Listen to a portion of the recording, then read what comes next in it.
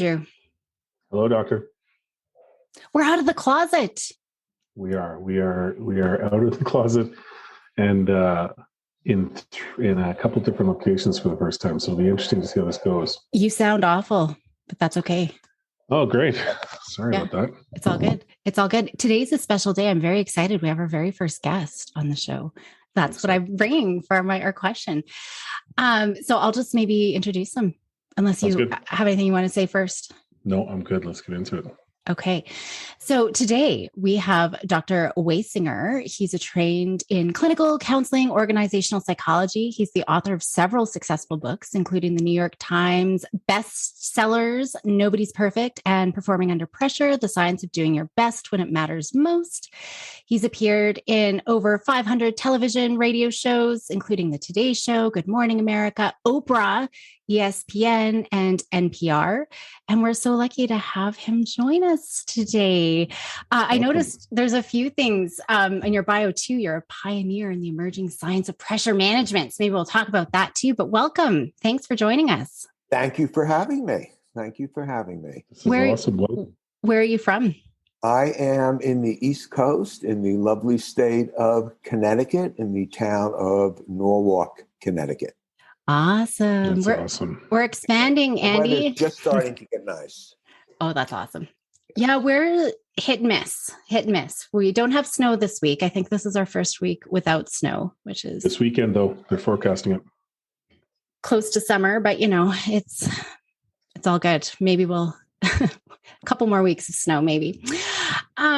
So yeah, we were going to talk today about parental pressure and whatever else you think is going to be helpful for us to know on the topic of parenting.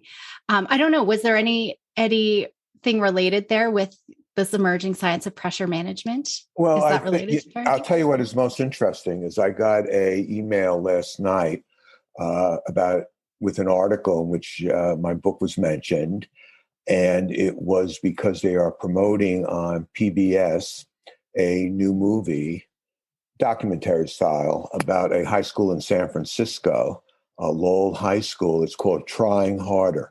And it is about basically focuses on the intense pressure that these kids are, experiencing. In the trailer, where do you want to go to school? It's Harvard, Yale, Stanford. It's like winning a lottery ticket. Mm-hmm. So that, again, is just another example of the prevalence of what young people are experiencing, and it is only going to get worse. I don't want this to sound like hyperbole, but it's because it isn't. But unhealthy parental pressure is the global pandemic. Mm-hmm. That is the global pandemic. So I was doing a webinar with a school in Toronto the other day, very competitive, private school. And the first thing the guy wants to tell me, the headmaster, is, well, I'm not going to say 100% get into the best schools, but 100% of the kids get into the schools really that they, really want to go to, all good schools. And I told him, I said, that's the problem, what you just said. I'd be more impressed if you told me 100% of the kids graduated with no mental health issues. Mm-hmm. Yale did a study. 88% of their law students, 88% by the time they're out, have experienced extreme mental health issues, depression, among them. Right. And it's worse in China. It mm-hmm. is the global pandemic. Mm-hmm. Actually, we just had an episode on what's parents' role in education that just came out. And we are very much like that. I think I talk a lot about this shared delusion where you have to get the best grades to get into the best university, to get the best job, to be happy in life. And that's just not the way it is. And it's really sad to see. I was hoping after COVID, we would have a huge shift in our education system, focusing more on the social emotional needs of our children versus the curriculum. And that's really what this focus should have been as our kids came back into school, focusing on that piece. But yeah. Well, actually, because I've done work in that area, and what I found is that parents of young kids, like if they're like 4 years old, 5 years old, were more focused on the emotional development and the adjustment. Whereas parents of older kids, say ninth grade and up, we're not concerned about that at all. Their only concern was, are they going to be behind now, and what's going to happen with their SATs, and Right. So what do you feel makes that shift in the parental kind of mindset? If where does that come from, or even before that, where does this global kind of perception of that need come from, in your opinion? Well, here's what I think. Let me backtrack a little and say that I had written this book called Performing Under Pressure. And then, like most authors, when you have a successful book, you're looking to do what they call the cash in, the next book and so on, get the big bucks up front and so on, because the last one was successful. So I thought I'd do a book for parents on helping your kids handle pressure, like the Little League game, the SATs, the student performance. And then that Varsity Blues scandal came out. Yeah. And as I started looking at that and thinking about that, I started to realize I am barking up the wrong tree. The kids are not the problem. It is the parents. And I don't care what parents try to deny this and so on. When I talk about unhealthy parental pressure, the parents are the source of that. And there are certain attributes which I can share with you that would define what I call a pressure parent. And I want people to know those attributes are universal. It's just more intense in places like Japan and China because of their educational systems, where the child is inevitably thought to be responsible for taking care of the parent. So there's that much more pressure on the kid to have to get a good job. So I think that a lot of the pressure that is created, quite frankly, comes from dysfunctional parents that I have met many of, that live vicariously through their kids. Yeah. Now, I knew a person, and I'll be really specific, my sister, whose daughter went to Yale. When you would speak to my sister, within 1 minute, you would know that her daughter was at Yale. She was living vicariously, Right. and it's like, oh, my son got into Princeton. And what is it? Oh, congratulations. My thought was, why am I congratulating the parents? They're not going. Right. Yeah. My comment is, send my congratulations to your kid. Sports parents. How many fathers are frustrated athletes and they put their kids into sports of which the kid has no interest in? And I'll refine all these points. How many mothers force their kids? I used to see this because at the time when I lived in California, and my wife at the time, she was working, a day job as a nurse. So I would be the one who would go to all the quote mommy and me classes. Right. I had mothers convinced it is not an A birthday party if I am not there. I was the only father. It was a wonderful experience. But what I have also observed is many mothers, their kids didn't want to be in these classes. It was for the mother to say, oh, I can see my friend. It's really a date for the mom with her friends.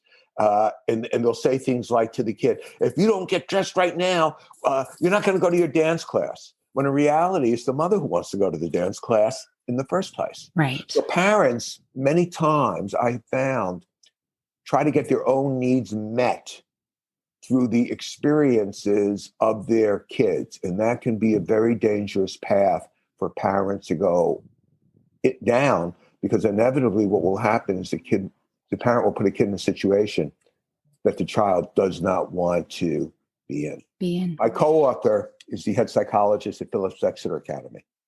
And I always say to him, I said, now you're telling me that when you have a fourth generation Exeter student, that you don't find it strange that all four kids wanted to go to the same school?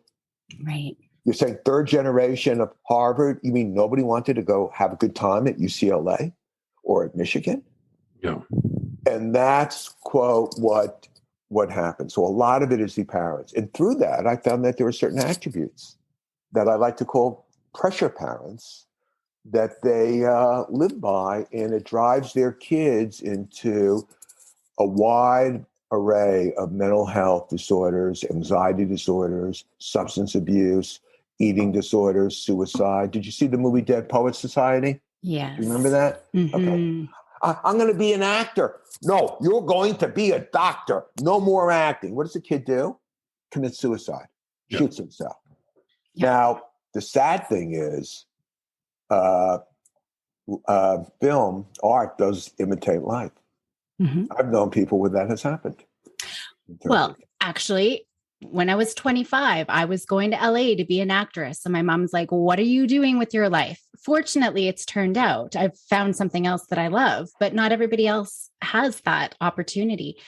I have so many questions. I guess, well, let's go to those attributes. What are some of those universal attributes that you find? The first is that pressure parents tend to see the world in terms of scarcity of opportunities. Yes. In terms of there's only 8 Ivy League schools. Right. There's only a certain amount of admissions. So everything is scarcity. There is not enough for everybody, whereas other people will see the world has an abundance of opportunities. Now, because there are so few opportunities, pressure parents become very competitive. See, with the pressure parent, it's not good enough to keep up with the Joneses. You must beat the Joneses. Right. There's only 2 kids can get into Harvard from your school, and you got 10 friends competing. You got to do better than them, and so on. Right. And because it's so competitive and so scarcity of opportunities, whenever you have one, it's the most important thing in the world. You know, one of the interesting things about pressure that well-intentioned, and let me say, these are all well-intentioned parents. Parents want what is best, but inadvertently they're sabotaging them. And one of the ways they do that is by making everything important. So if you're back in grad school and I say to you, you better study, this is the most important test of your life, I've just increase the probability that you will not do well because I increase the importance. The more important you make something, the more pressure you experience. Yeah. It's counterintuitive, but if the best thing a parent can really say is the SAT, it's just another test. Yeah. This is why elite athletes will always say, how do you prepare for the Super Bowl and whatever? It's just another game. That's what the press hates, because in their mind, it's the most important thing in the world. But why would you do anything different than you've been doing before? And that's one thing I'm always talking to parents about is, well, first of all, with anxiety, for example, the more we talk about it and ask questions, leading questions, the bigger we're making that anxiety, or about, if somebody's worried about a test, then the more questions, how did you study and how much did you study? And but like we're just creating, but even just with general parenting, it's no skin off my back, kid. If you don't want to wear your winter coat, cool. It's your choice. What you want to do. And that is really a great thing to say. Because what it does is that it gets rid of a power struggle in terms of you have to wear a coat or something, you have to study or whatever. And it puts it under the child or teens, their own volition. And anytime you can put something under a person's own volition, you will actually decrease the amount of resistance, because now they're doing it by choice rather than by demand. My son, very similarly, I think he might have been like in 8th grade, 9th grade. He said to me, well, Dad, if I do good on the test, will you get me something good? And I said, no, I get you something good because I love you. Mm-hmm. It has nothing I said, your grades is your responsibility. See, this is a problem of a pressure parent, because another attribute is they're very controlling. Right. They're so controlling because they do not have the fundamental parental expectation that is the only healthy expectation and realistic expectation for a parent to have. I expect you to do your best. Mm-hmm. What many parents cannot handle is that the kid's best might be a C. Yeah. See, that's when they start blaming the school and the teachers. I remember once a coach called me because they were having trouble dealing with a parent who the daughter was in track, nice high school in New Jersey. And the father said, she has to run faster, and I want you to increase the workout so she can be a, Division I, star. There was no chance that was ever going to happen, ever, right. Ever. And I told the coach, I said, tell the father that you will increase the workout she has to do, but the only way it'll work is if he does the workouts with her. he's going to have to run 5 miles a day with her and really sweat and so on. And he did not want to hear, your daughter's just not that good. I could see a kid on a high school basketball team, but he's not playing at UCLA. Yeah. And that's what parents don't want to hear. One of the worst things a parent can do to a kid is put them in a situation that they really don't enjoy. Mm-hmm. What is the point of that? Yeah. So I'm saying an urgency is another big attribute. So the kid comes home from high school, Christmas vacation, first day. And what do the pressure parents say? Did you do your homework yet? Get it out of the way. Do it now. And so on. Or start on your college application. Everything has to be done now. So they got perfectionism. Everything has to be perfect.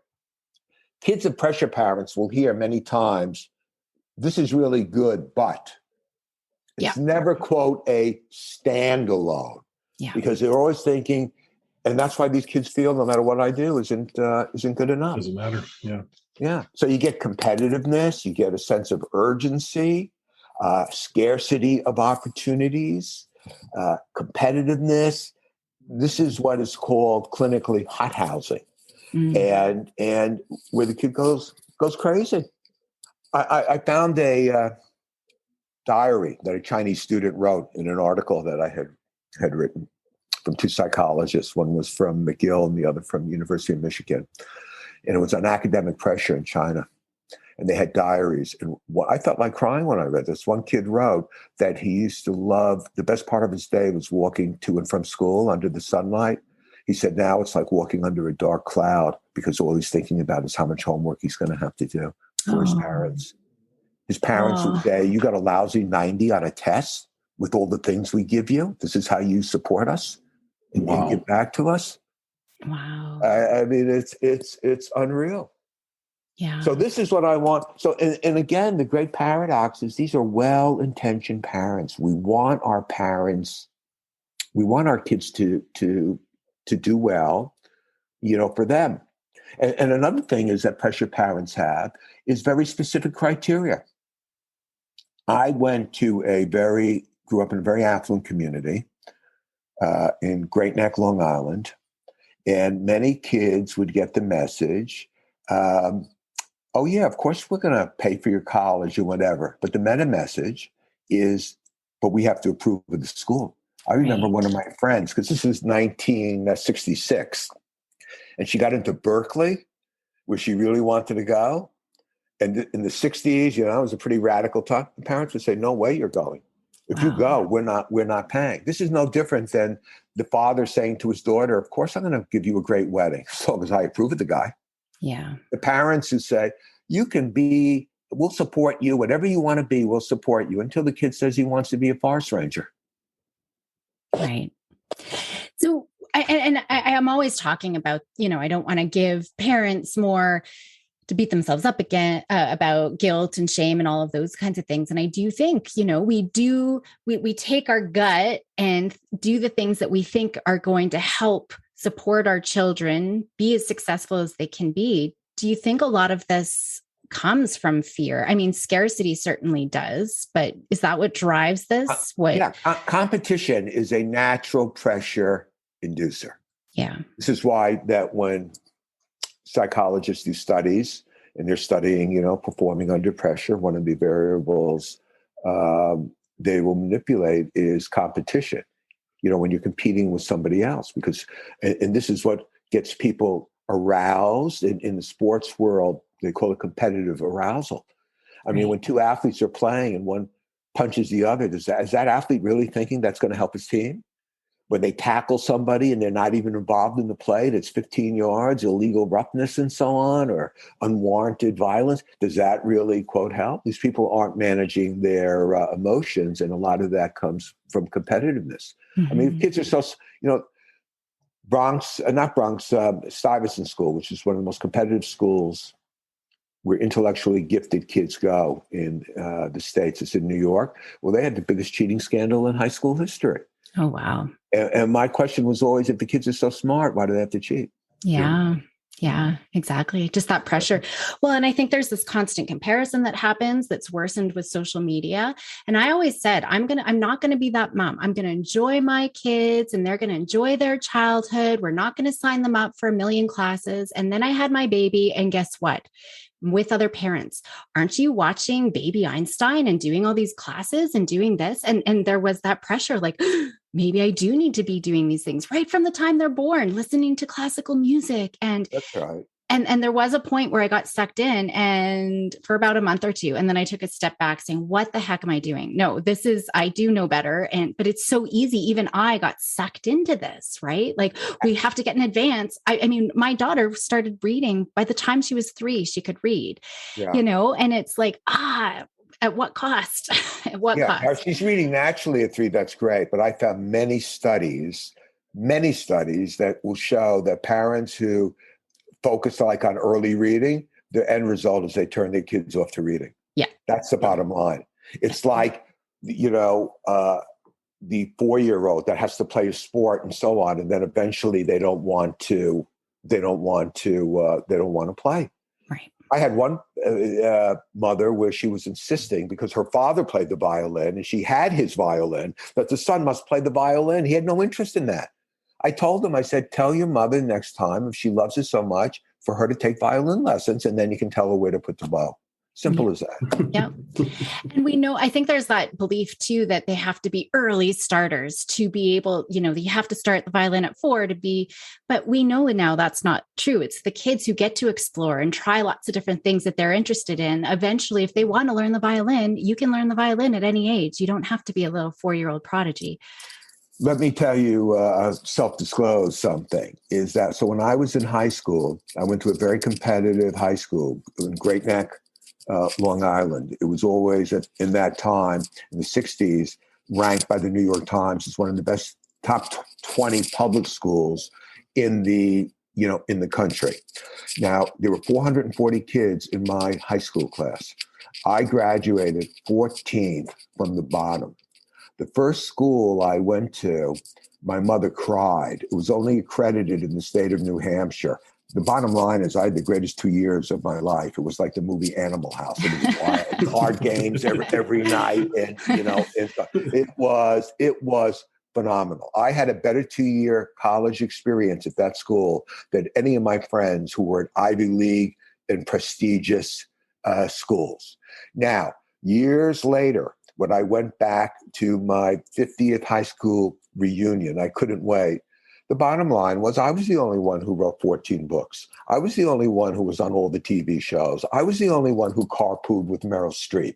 And all my friends, Harvard Law, I went to Harvard Law and so on, these were some of the most boring people that I have ever met in my life. So when you say an early starter, what my mother taught me is it doesn't matter where you start. It matters where you end up. Mm-hmm. And one of the great things about the American educational system is that, unlike China, for example, it allows for late bloomers. You can be a terrible student in 11th grade, but still be in a great school. You cannot be in 11th grade in China because they have different tiers of their schools. So if you don't test well enough to get into the good ones, you're stuck in lower tier of schools. In England, is basically the same way. So that is a good thing in terms of, and I would tell parents that, yeah, okay, so your kid's fooling around when they're, and young and so on, whatever, but that does not handicap them for life. Right. So all of this to say, all of this pressure. Sorry, Andrew, did you have questions? No, keep going. Okay. I'll jump in when I get a chance. Okay. But so all this to say, I mean, I think there's a societal fail and now the parental piece where we're trying to do our best. We're well-intentioned. We want our children to be as successful as possible, but, inadvertently we're putting all this pressure on our kids and breaking them, emotionally. We're putting on so much pressure and we're seeing anxiety, depression, suicidality in it way more than any other generation. So what do we do? What do we do? That is a good question. First, I want people to know that pressure is inherent in every parent-child relationship, because you remember that pressure first was a physical entity. In a physical perspective, pressure it's a force. And that psychologically is what parental pressure is. It is a force that has evolutionary utility. You're trying to use this force to push your kid down the path that will likely ensure that he or she will be successful. So you can't get away from the concept that parental pressure is inherent. That's why there's studies all over the world and on harmful pressure all over the world. What I have found is what parents can do is to utilize this force in a positive way. I found that there are 4 key skills, if you want to call them, skills. They've been around since the beginning of time. And it starts with what I like to call positive parental expectations. Parental expectations is the big bang of parental pressure. So how many children do you have, may I ask? We have 2. Okay. So when you came home with your first one, the baby, and you're from the hospital, there is no pressure on the kid. It's actually quite the opposite. There's pressure on the parent. The kid is deciding when he will sleep, when he or she will eat, when they will go to the bathroom. You are at the mercy of that. And then things start to change, where now the parent starts to formulate some expectations. I expect you to sleep 10 hours a day. I expect you to eat on these hours when I wake you up and go to the bathroom, and so on. And this is the beginning of that force where the parent now, whether they realize it or not, are trying to direct their child into conforming to certain sets of behaviors. Now, one of the things for people listening, I would say to parents, start to think, what are the expectations that you have for your kid in different spheres? Mm-hmm. In social sphere, what are the expectations? Some parents, I've seen mothers that their expectation for their daughter when she's a freshman in college is to join the same sorority. Right. That the mother is. Another parent might say, I don't care about that. I care that she's in inorganic chemistry. They have their academic expectations. We have that, but some aren't necessarily important. Like academic expectations, social expectations, sports expectations. When I think of my son, the only expectation I had in sports is enjoy the sport. I never had an expectation of him that he was going to be a star athlete, but I had other friends who expected that of their kids. Yeah. So become aware of the expectations that you have, and also ask yourself, how many of those expectations come from your own parents? Just because your parents expected you to do really well and so on, doesn't mean that is the same expectation you should have for your kid. This is why I said that the core expectation is, I expect you to do your best. I remember my father saying to me, no matter what you do, I believe you will be successful. Trusting your kid to succeed. So what I would tell people listening is to write down your expectations independently of your partner in those different areas, and then compare them. Yeah. How do you expect your kid to go to school? The father might say, well, I expect them to be, get like A's. And the mothers say, are you crazy? I was just at a family gathering where I saw that happen, where the father had to say to his wife, you think he's going to be, I said, he's a computer nerd. He's not going to have, he doesn't have any social skill. And the kid is sitting right there, when he's saying that. He was a student at the University of Michigan. And the father's saying he's not going to be social and out there and get that through your head. So it's very important that the parents have a consensus on what to expect from their kid. Otherwise, the child will get double messages, and where that is. And I usually have, go ahead. So I was just going to say, I think we've been lucky because we didn't start out with the alignment of expectations conversation. We just naturally fell into having the same expectations, which I'm looking at it now as we're really lucky, because for us, It always comes down to the effort. We want to recognize the effort they put into it, not the result. Like if I know that they're trying hard enough, that's all I need, right? Andrew, that is so important. And it is, because to me, and this was something that Caroline taught me very early, is don't focus on we had talks about everything, like saying that your kid is beautiful is not the way to start. Like, talk about other things that build that character, build that, your favorite word, that resilience in certain situations. And we were very lucky, and we've applied that across a lot of different realms. And we have those friends as well that play similar sports to our daughters, and the conversations are dramatically different and the expectations are dramatically different. And I'm happy if they don't forget their gear. I'm happy if they remembered their water bottle and they went out and had a good time. Like, that's kind of where we set that bar, right? Let them enjoy it for what they want it to be. And I think everybody says, oh, sorry, go ahead. No, go ahead. I was going to say, everybody says, yeah, we just want our kids to do the best, but our big butts get in the way, because as long as their best is here, right? So it's really about do your best, whatever that looks like, whatever your best looks like. And it's going to be different for you as it is going to be your sister. Right. And I think that that's really important. And so it's not looking at, in the words, I think, Andy, we wouldn't say you're so smart. It's like, look at how hard you worked to get to where you are. Right. And because that's what leads to, as we know, a growth type of mindset. But on that point that Andrew made, that is another difference between what we would call supportive parents and pressure parents. Mm-hmm. Pressure parents are only concerned about the outcome. So they don't care about the effort.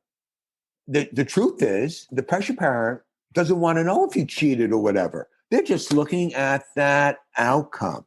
Yeah. And what supportive parents do, just like supportive partners, just like supportive managers, less so in the business world because results there are important. Mm-hmm. But focusing on the effort is really important rather than focusing on the outcome. And one of the ways that you can help your child perform, especially your teen perform better under pressure, is to get them not to focus on the outcome, whether they win or lose, just to get back to focusing on doing your best. Yeah. Serena Williams would say that when she would play, her goal was never to win. Her goal was always to do her best. And if she does her best, most likely she's going to win. And one of the things I want people to know, both for themselves as adults and for their kids, nobody rises to the occasion under pressure. That is totally a myth. Most people do worse under pressure. You are in the minority if you do the same. You're in the majority if you do worse. And if you think you do better, then you are clearly delusional. Mm-hmm. Tom Brady does not do better under pressure. He just does the same. He's always the best. So the only way a good team can lose or be upset is if the good team plays below their capability. To see students never getting 1,600 on their SATs unless they cheat. So getting people to focus on and for parents to comment on the process and the effort rather than the outcome is a very important takeaway for parents to remember. So how and this may be a really difficult question to answer, but for those parents that now recognize that perhaps they have some of these parental traits, right, that they are potentially walking the path that they maybe don't want to, how do they consciously start changing that? And I say that as they don't know that they're doing it, right? So it's obviously something inherent to them that they brought forward through their own history and their own journey. How do you either help them, or how do they recognize themselves to make that conscious change to start being more of a process versus outcome type parent? Well, it starts, as I said a minute ago, with formulating realistic expectations. And if I'm talking to 100 parents and I say, okay, how many of you expect your kids to get into an Ivy League school, and everybody raises their hand, somebody's being unrealistic. Like 97% of them are being unrealistic. So how can you start to get on the pathway of assessing whether your expectations are realistic? One is to use past behavior to predict the future. If your kid is all the way up to ninth grade and just getting a C student, unless they are an extreme underachiever, it would really be unrealistic to think all of a sudden when they're in ninth grade, they're going to start turning out A's and B's. If your son or daughter was at best a third rate or at the bottom of the tier of the tennis team, it would be kind of foolish to tell them that they can be the best player and that's what you expect. Past behavior is a good predictor. Quantifying the expectation. So when one of those parents raises their hand and says, yeah, I expect my kid to get an Ivy League school, fine, put your money where your mouth is. How much are you willing to bet on that? I'd come home from a chemistry test. My father would say, Hank, how'd you do on the chem test? Oh, I did great. Oh, you get an A? I don't know, but I did great. And then he'd say, what are the chances you got an A? 90% no, 80% no, 70% no. Bottom line is I ended up with a 2% chance I passed the test. So when the parent quantifies, it makes them really look at things realistically. Yeah. The second skill that I found to be really important, and you've heard this a zillion times, is for the parent to learn how to respond differently to their kid with a sense of empathy. Mm-hmm. That is very important. And I'll give you some things, but I just want to say, because one of the great things about psychology is you're always learning. And I've learned a lot about empathy and new ways of conceptualizing it. And now what I am seeing, which I never really thought of before, that there's two parts to empathy. See, that comes from an animal instinct in terms of to be protective. So as soon as you see the child is in trouble or struggling, the empathic parent, wants to rush in. But see, that's the animal instinct. And if you do that all the time, your kid will never learn how to deal with certain things. So when I see my kids who are still on my payroll, struggling with a financial issue, all of a sudden I feel sorry for them. All right, I'm gonna give them $200 or $300. Then I'm saying, wait a second. What is wrong with them having a little financial anxiety and managing it on their self? Mm-hmm. So the second part of empathy that the parent needs to learn how to do is to step back so they can reflect on what their kid is experiencing. Now, a good way of doing that and a very fast way of generating an empathic response. My son came home from a science test once, and he had ADD in high school. And I never really wanted to acknowledge that. I wanted to just say he was a slacker, and so on. I feel terrible about that because once he got on some meds, he won an award for turning himself, around. But anyway, I said, Danny, how'd you do on the science test? Oh, it's terrible. I saw a lot of questions that I didn't even know or understand. And I was about to say, old Hank, I told you should have studied more. I said, you can't cram. You need to give 5 days in advance to study. Grabbed myself. Hank, does that help? So see, that was my own frustration and anger. And I stepped back and then I said to him, that must have really been scary. And he said, that's exactly how I felt. Yeah, because that's how I felt when I looked at a ninth grade chemistry test and I was a D student. That's what I thought of. So I would recommend to parents, the next time your son or daughter tells you an experience, before you respond, I did poorly on a test, I didn't make the team, one of my friends lied to me, step back. This is an example of using your emotional intelligence and conjecture up that experience that you had. It doesn't have to be the same. And you'll find yourself responding more effectively. So that's one way of how you can generate an empathic response. And also I find another good way is by when your kid is talking, rather than responding, simply get them to tell me more. And then sometimes throw in, there's a formula, like there is stuff in this wonderful book called The Unlikely Art of Parental Pressure. There are other ways, but this sense of empathy in experiencing in a non-evaluative way of what your kid is experiencing is crucial. Yeah. And then the third was what I like to call growth communication. I'll say that quickly, where it's using key communication skills, praise, criticism, and questions to help your son or daughter articulate and learn rather than put them down. Your work is sloppy is not a very effective way for a parent to criticize on that. Whereas I think you can write a lot neater, makes it a lot more positive. Using questions, what did you do at school today? That's like an interrogation. This is why teens don't like to talk to their parents, because they feel that they are being interrogated. Yeah. But you can also use questions. I'm really curious what you think. And I'm really curious in terms of how you feel about this, to invite them to articulate their inner world. And once they articulate their inner world, it becomes easier for the parent to understand it and to respond with a sense of empathy. And the last one is boundary management, which is hard for parents. Here's the general rule. If it's the right amount of involvement in your kid's life, your kids will call you supportive. If it is too much, they will call you intrusive. And Andrew, you give a good example, with the sports, that you just want your kid to have a good time. What do kids who play sports want from their parents? Here's what they want. Buy me the best equipment and drive me and pick me up. You can come to a game, keep your mouth shut, and don't tell me how to play my sport. In my hometown of Westport, Connecticut, you hear parents say that the fathers ruin Little League because every father thinks they're an expert.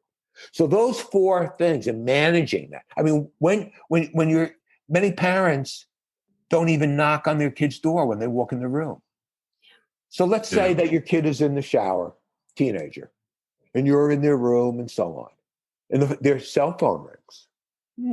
Do you look at that and see who they're calling and what the text message be? Or do you totally ignore it? I've had parents who feel, I'm paying their cell phone bill, I have a right to see who they're talking to and who their texts are. When your kid says, I don't want to do this, at what age do you listen to them? Or do you keep saying, no, you have to keep trying, and so on? Part of being a successful person is knowing what you don't like, as well as knowing what you do like. Yeah. And I think, we talk a lot about boundaries and we don't have tons of expectations, but there's certain things. I do have what I call red lines. I will step in sibling rivalry if there's broken bones to be had, if there's some life-threatening thing, yet you must hold my hand while we cross the street. That's usually when I would put my foot down. Otherwise, social media, I'm pretty strict around. Otherwise, we don't have lots. But even the communication, I'm all about empathy. But I got to say, I did have 3 things, but they knew early on what the expectations were. You must learn how to swim, to skate, and ski. Being in Canada, those are 3 really important things that you must learn. And we've got lake property. So you need to learn to swim. So there were things, but my children knew that going in. They've always known that that's an expectation. But I don't care if you want to take piano, if you want to do this, if you want to do that, I don't care. But for our lifestyle and those things, I feel like, as a family. I just want to distinguish for folks listening, saying that you must learn how to swim is very different than saying you have to go to the Olympics. Totally. I mean, basically, you're saying it's to have fun. We can't have fun in the water if you can't do this. So that is very, very different. Absolutely. Than the expectation of you have to be a great swimmer because I was on my swim team. In college. Very much so. Very much so. This has been great. Fantastic. Anything left unsaid, Andrew, that you feel like loose ends? Well, every time I had a question, and that conversation naturally went there, and I think we covered. This has just been phenomenal to hear, and I love how you broke down those parental traits and the pressures, and it's a great reminder for me on certain things that maybe we've done okay, but we can look at differently, and I like the fact that it's expectation and communication at the core, right? In terms of what is it that we're trying to do, and then how do we talk about it as we go through it in a way that is not critical, not stressful, and I love the scarcity component, right? Like not from a place of scarcity, and instead One of the things that you said was when we're talking about the kids and how they learn, it dawned on me that by not focusing so much on what the outcome for our girls has been, they've naturally become ongoing learners. Like they will go, like when we were first had kids, I wanted my kids to be big music fans because I'm a big music fan. And it wasn't until I stopped making them listen to my music, it wasn't until later that I realized, no, they actually really like it and they do listen to it, but it's because I walked away from it and just kind of left it on the table for them to pick up on their own. And it's such a great, demonstration of exactly that. Like, here's what I think you need to learn. You pick it up as you go, right? It's up to you on how you want to incorporate that into your life and just being okay with it. And now both of them are very big music fans, right? And they love diving into conversations about it, which is great for me. But had I continued on the path I was, and it's a very small thing, but had I continued on the path, they'd hate it. And I'm sure they turned you on to certain types of music that you never would have been exposed to. I never listened to Eminem before my son was playing him. Oh, yeah. You gotta listen. And now I realize that in that movie, 8 Mile, yeah, Eminem did the greatest song about choking. Yes, exactly. Pressure that I ever heard in my life. Absolutely. And I have my son to thank for being, turned on to that. It is those things. It's those shared experiences now that we can do. There's an online app, a game, that every day they give you a second of a song and you have to see if you can guess that. And my daughter and I rush to see who can figure it out first. And it's a fun little connection we now have. Go to YouTube TV and look up the old show that I used to watch growing up called Name That Tune. Oh, yeah. Love it. Oh, yeah. Right? Where they run down and they have to. So there you go. Absolutely. It's great into your relationship. That's great. Yeah.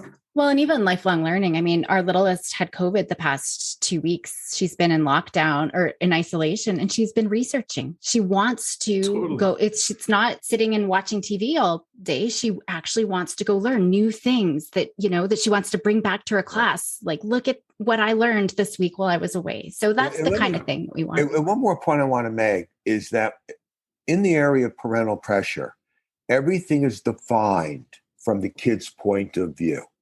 Like parental warmth. That there were big differentials, and parental warmth was one. For pressure parents are more conditional acceptance. I mean, their kid it's like a sports contract. You perform, you get goodies. You don't perform, you get nothing.